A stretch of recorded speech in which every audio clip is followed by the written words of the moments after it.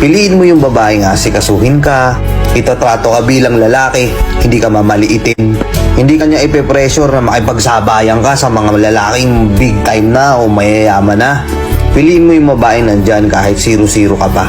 Kasi sa totoo lang, kapag nakakuha ka ng ganong klaseng babae na susuportahan ka sa lahat ng pangarap mo sa buhay, laging nandyan sa likod mo, nakabackup sa'yo. Pre, yan yung cheat code para gumanda yung buhay mo. At kapag gumanda na yung buhay mo, isama mo sila. Sila ng mga anak mo. Kasi yung iba sa atin, mga tol, gusto lang natin basta maganda, sexy. Alam mo par, bonus na lang yun eh. Hindi naman forever ganun siya. Hindi forever mo ang bata siya. Dadating yung time na magbabago yung form ng katawan niya. Dadating yung time na magkaka-stretch mark siya. Dadating yung time na hindi na siya magiging kagaya nung una mo siyang nakilala. E paano pag dumating yun? Paano pag dumating yung time na yun na ganun na yung itsura niya, nagbago na? Tapos minahal mo lang siya dahil sa itsura niya, hindi dahil sa ugali niya. Ano mangyayari? Iwan mo. Gahanap ka ng bago, hanap ka ng mas fresh.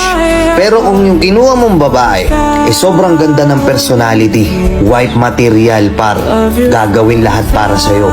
Kayang isakripisyo lahat para sa'yo. Tumanda man yan, magbago man yung itsura niyan, maniwala ka, hindi mo magagawang iwan yan. At syempre, kapag kaya naman niyang gawin lahat yun, huwag mo naman sanang abusuhin. Kasi swerte ka na kapag nakakuha ka ng ganung klaseng babae.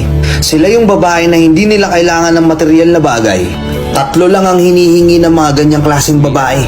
Time, effort, at pagmamahal. Yun lang. Tama ba mga madam? Huwag kang bumasa sa itsura, bonus na lang yun. Piliin mo yung mga kasama mo habang buhay. Yung hindi magiging toxic sa buhay mo. Nakuha mo? Let's go and peace out.